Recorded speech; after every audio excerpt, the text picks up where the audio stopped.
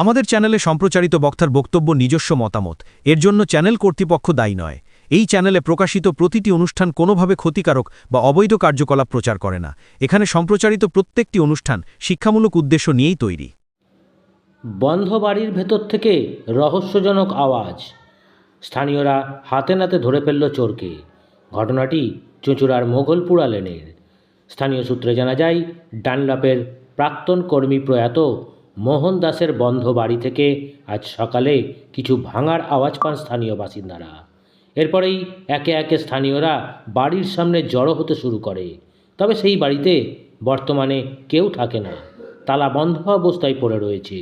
মোহনবাবু ও তার স্ত্রী কয়েক বছর হলো প্রয়াত হয়েছেন। তাদের একমাত্র ছেলে বর্তমানে চন্দননগরে বসবাস করেন। মাঝে মধ্যে এই বাড়িতে এসে তালা খুলে সমস্ত কিছু ঠিক আছে কিনা তা দেখে আবারও চলে যান।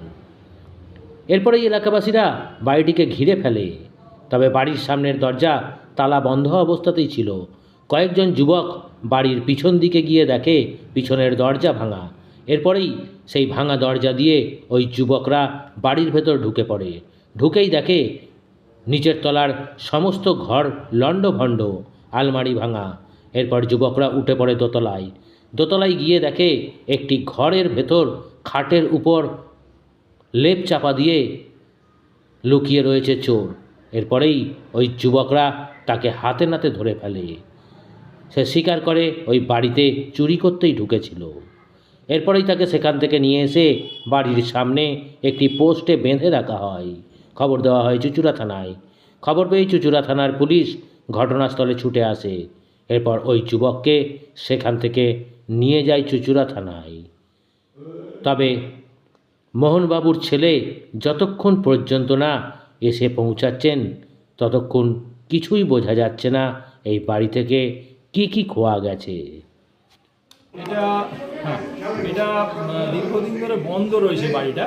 যে মোহনদা বলে একজন থাকতেন, তার ওয়াইফ আর তিনি মারা গেছেন। মোহন দাস? হ্যাঁ, মোহন। তা ওর ছেলে এখন চন্দননগরে মামার বাড়িতে থাকে। তা মাঝে মাঝে আসে, দরজাটা খুললে একটু দেখলে চলে যায়। তা দীর্ঘদিন ধরে এরা ফলো রেখেছিল যে বাড়িটা বন্ধ আছে।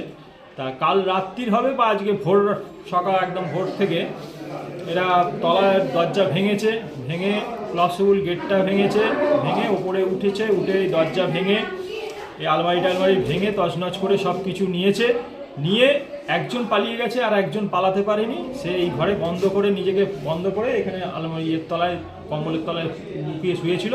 আমরা এখান থেকে ওকে রেস্কিউ করি।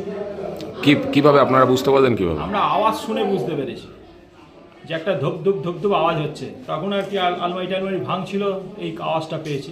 তারপরে যখন আমরা পুরো বাড়িটা ঘিরে নিয়েছি, তখন ও বুঝতে পেরেছে যে আমাকে আর বেরোনোর পথ নেই। ও তখন বন্ধ করে দিয়েছে, আওয়াজটা হচ্ছে না।